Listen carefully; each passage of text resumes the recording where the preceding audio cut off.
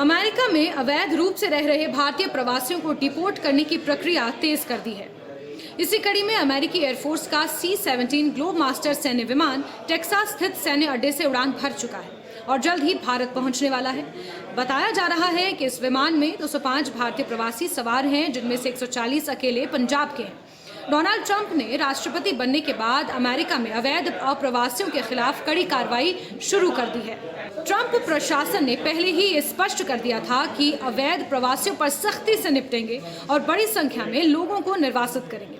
Donald Trump ने चुनावों के दौरान अवैध अप्रवासियों को वापस उनके देश भेजने का भी वायदा किया था।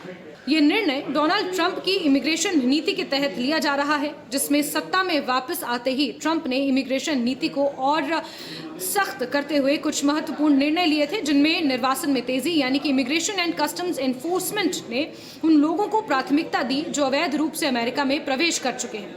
वहीं अस्थायी सुरक्षा प्राप्त करना भी इस नीति का एक महत्वपूर्ण हिस्सा था।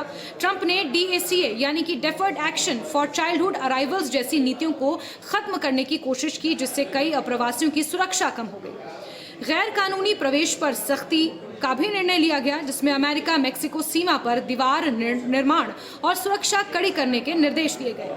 तो वहीं ग्रीन कार्ड नियम भी और सख्त कर दिए गए। सार्वजनिक लाभ लेने वालों के लिए ग्रीन कार्ड पाना मुश्किल कर दिया गया और इससे ये साफ होता है कि अमेरिका में इमिग्रेशन कानूनों को सख्त किया जा रहा है और अवैध प्रवासियों को उनके मूल देश वापस भेजने की प्रक्रिया तेज कर दी गई है। अमेरिकी दूतावास के प्रवक्ता ने कहा कि हम अपनी सीमाओं की सुरक्षा मजबूत कर रहे हैं और अवैध रूप से रह रहे प्रवासियों को निकाल रहे हैं। दरअसल 27 जनवरी को प्रधानमंत्री नरेंद्र मोदी और डोनाल्ड ट्रंप के बीच फोन पर इसी मुद्दे पर चर्चा भी हुई थी।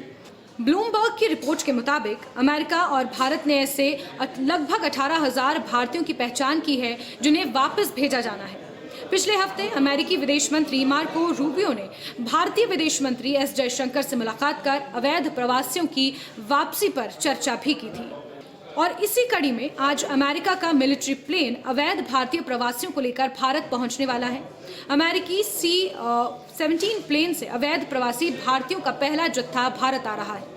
इसी के तहत अमेरिका से डिपोर्ट किए गए लगभग 205 भारतीयों को आज 1 बजे श्री गुरु रामदास इंटरनेशनल एयरपोर्ट अमृतसर पर लैंड कराया जाएगा। इसके बाद जिला प्रशासन की ओर से इन सभी भारतीयों को डिटेन किया जाएगा। एयरपोर्ट पर इनके दस्तावेजों की जांच करने के बाद इन सभी को इनके घरों की तरफ रवाना किया जाएगा।